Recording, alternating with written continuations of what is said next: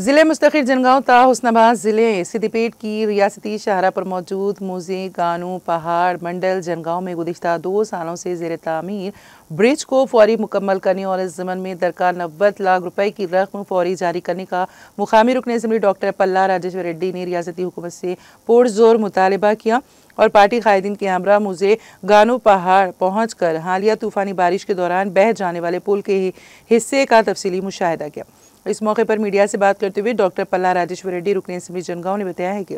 Assembly session के पहले इजलास में उन्होंने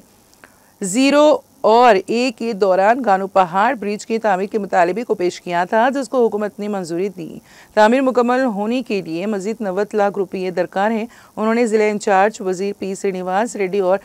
रोड एंड बिल्डिंग्स की रियासती वजीर कोमटिरेड्डी वेंकट रेड्डी से फौरी इस जानिब तवज्जो मरकूज करने गानू पहाड़ ब्रिज की तामीर के लिए 90 लाख रुपए मंजूर करते हुए जारी करने का मुतालबा किया और कहा कि जनगांव हुस्नाबाद रियासती शहर पर शबाना रोज हजारों गाड़ियों की आमदोरफ्त होती हैं, जिससे राहगीर सफर करते हैं। गानू पहाड़ ब्रिज ना होने पर मुसाफिरीन और आवाम को काफी दुश्वारियों का सामना था। దరిదాపుగా 2 సంవత్సరాల నుంచి ఆగిపోయింది। 2 సంవత్సరాల నుంచి వాళ్ళ బిల్లు 90 లక్షలు మాత్రమే ఇవ్వాలి।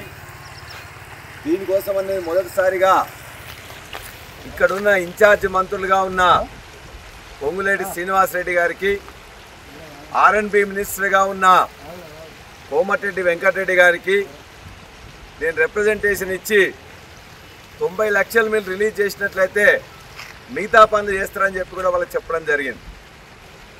అసెంబ్లీలో కూడా మాట్లాడి నాకు వచ్చిన మొట్టమొదటి అవకాశం 0 ఓవర్లో మాట్లాడుతున్నప్పుడు ఈ సమస్య ఇట్లా ఉన్నది, దీన్ని ఇమ్మీడియట్గా తీర్చాలి, దీనివల్ల ఈ చుట్టుపక్కల గ్రామాలే కాకుండా జనగామ మండలంలో ఉండే ఒడ్లకొండ కానీ గానిగపాడు కానీ